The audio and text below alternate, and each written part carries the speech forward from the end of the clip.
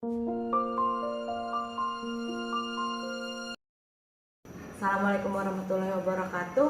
Nama saya Mega Hernianti, saya mahasiswa Magister Manajemen Administrasi Pendidikan. Akan mempresentasikan hasil resumen saya mata kuliah dasar-dasar supervisi pendidikan dengan dosen pengampu Profesor Dr. Sunarno Basuki, Dr. Andes MKes AIPO. Bab 6 tentang kajian supervisi pendidikan jasmani. Dalam pelaksanaannya, supervisi pendidikan dijumpai beberapa faktor yang menjadi penentu keberhasilan dalam implementasinya. Supervisi pendidikan bertujuan untuk meningkatkan kemampuan pendidik secara spesifik dapat mempengaruhi berbagai hal seperti kompetensi pendidik, hasil belajar peserta didik, profesionalitas, dan sebagainya. Faktor-faktor yang mempengaruhi supervisi pendidikan yang pertama, lingkungan sekitar sekolah. Jadi sekolah tersebut berada di lingkungan padat atau di lingkungan yang kurang banyak penduduknya. Kemudian 2, kompleksitas bangunan sekolah.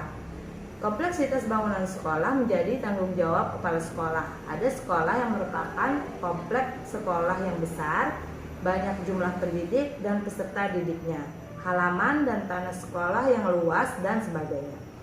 Yang ketiga, jenjang pendidikan dan jenis sekolah. Jenjang pendidikan sekolah juga mempengaruhi seperti sekolah dasar, SMP, SMA, dan juga sekolah negeri dan swasta tentunya juga berbeda.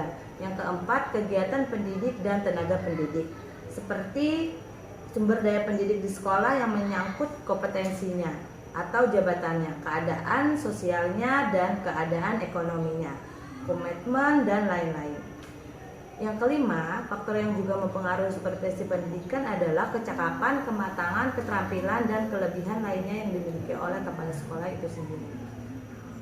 Faktor-faktor yang mempengaruhi kepemimpinan kepala sekolah dalam menjalankan supervisi, yang pertama adalah faktor pendukung seperti kesiapan pendidik dan peserta didik. Yang kedua, faktor penghambat pendidik belum siap disupervisi, kesibukan kepala sekolah, dan lain sebagainya. Faktor-faktor yang mempengaruhi pelaksanaan supervisi, yang pertama pengalaman administratif, mempunyai pengaruh yang positif terhadap implementasi perubahan kurikulum dan praktik pengawasan pembelajaran. Yang kedua, ukuran lapangan. Yang ketiga, pelatihan. Yang keempat, tingkat kepegawaian. Yang kelima, sikap pendidik. Yang keenam, beban kerja kepala sekolah. Yang ketujuh, lingkungan masyarakat. Yang kedelapan, anggaran pendidikan. Yang kesembilan, saran dan prasarana. Yang 10, kebijakan pemerintah. Dan yang ke-11, peserta didik. Faktor yang dipengaruhi pelaksanaan supervisi pendidikan, yang pertama, proses pembelajaran. Supervisi dapat memperbaiki proses pembelajaran. Yang kedua, kinerja pendidik. Supervisi pengajaran dapat meningkatkan kinerja pendidik. Yang ketiga, prestasi akademik peserta didik. Supervisi pendidikan diharapkan mampu mempengaruhi standar kelulusan peserta didik. Yang keempat, efektivitas pembelajaran pendidik. Supervisi akan membantu pada kejelasan kebijakan sekolah. Faktor yang kelima, kemampuan pendidik menganalisis hasil ulangan. Supervisi dapat membimbing dalam perubahan kebiasaan menilai. Yang keenam, kinerja staf. Dengan supervisi, kinerja staf diharapkan lebih baik dalam mendukung pelaksanaan pembelajaran. Yang ketujuh, kualitas pendidikan dan efektivitas sekolah. Supervisi pendidikan akan membantu pendidik dalam perbaikan dan pencapaian kualitas pembelajaran. Yang kedelapan, pengembangan profesional. Supervisi pendidikan dapat berbagai teknik yang dapat diterapkan akan membantu pendidik mencapai profesionalisme yang baik. Yang kesembilan, kesediaan sarana dan prasarana. Supervisi pendidikan yang memfokuskan proses pembelajaran akhirnya juga berkaitan dengan kebutuhan sarana dan prasarana. Yang ke-10, kemampuan pendidik memilih model dan strategi pembelajaran. Supervisi pendidikan memfokuskan pada pembelajaran. Jika ada kekurangan, dikaji solusinya.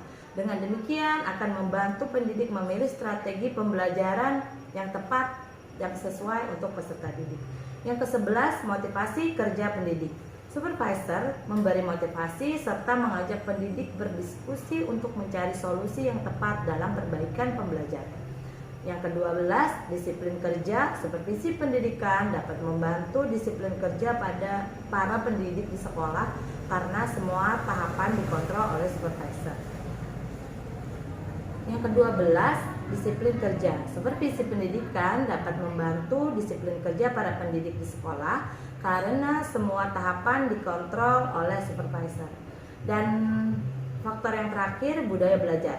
Dengan supervisi pendidikan akan terciptanya tradisi bagi pendidik untuk selalu belajar meningkatkan kompetensi diri. Pelaksanaan supervisi pendidikan terhadap pendidik pendidikan jasmani. Yang pertama, pengaruh supervisi terhadap kemampuan dalam pengembangan silabus. Yang kedua, supervisi untuk mengatasi masalah pendidik pendidikan jasmani. Yang ketiga, supervisi mempengaruhi kinerja pendidik pendidikan jasmani. Yang keempat, pelaksanaan supervisi pembelajaran pendidik pendidikan jasmani. Yang kelima, potret supervisi pendidikan jasmani di seluruh dunia, yaitu 88% negara-negara mewajibkan adanya supervisi pendidikan jasmani. Kesimpulannya, supervisi diimplementasikan untuk memperbaiki proses pembelajaran dengan harapan mampu meningkatkan kinerja pendidik, keterampilan kepala sekolah, prestasi akademik peserta didik, dan peningkatan mutu pendidikan. Terima kasih, semoga bermanfaat. Wassalamualaikum warahmatullahi wabarakatuh.